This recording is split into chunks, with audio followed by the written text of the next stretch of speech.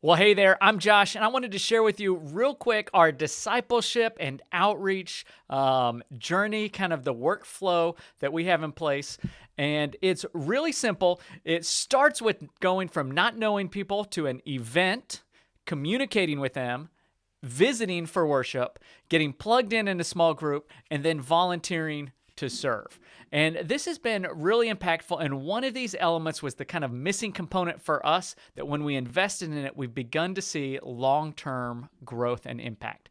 So just kind of running through that with the event phase, I think a lot of churches do this well. Every church I've been at has had events, but one of the things that's missing is just using that event to connect with people by getting a way to follow up with them. You need to get their name, email, and phone number. So we've made registration a big part of our events. We keep it simple and clean, but get that contact info so we can start building a relationship. The next stage, this is the one that has always been missing at the churches I've visited when I went to their events and even in my own ministry. Until I changed how I thought about this step, events were never useful for growing our church. They were nice, but nobody really transitioned into our church. But this is what's changed it.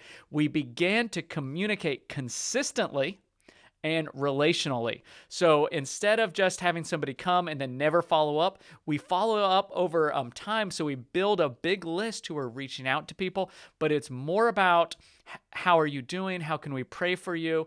And getting to know them than just letting them know what's going on. So it's not a series of invitations, but instead it's opportunities to build relationships. And this has made a huge difference because what we've seen is when people are ready to go to church, they will come to the place they have a relationship. So there's not a ton of, hey, make sure you come.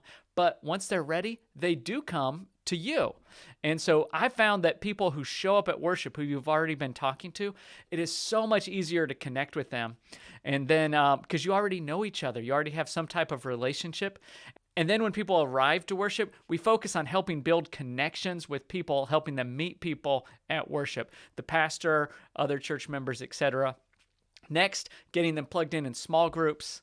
And then last, getting plugged in and volunteering to serve.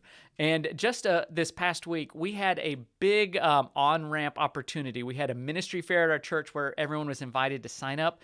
And I found that people, even somebody as new as they'd only been there 3 weeks, but because they had gone through this process and built a relationship, they were ready to jump in and start volunteering that quickly. And that's the difference, I think, that's made when you build a relationship with people who you get to know. And so that's kind of like the path we have. It's not the only way we do things. It's not the only way people get in, but we have seen this really paying off investing, especially in that communication stage and making it relational.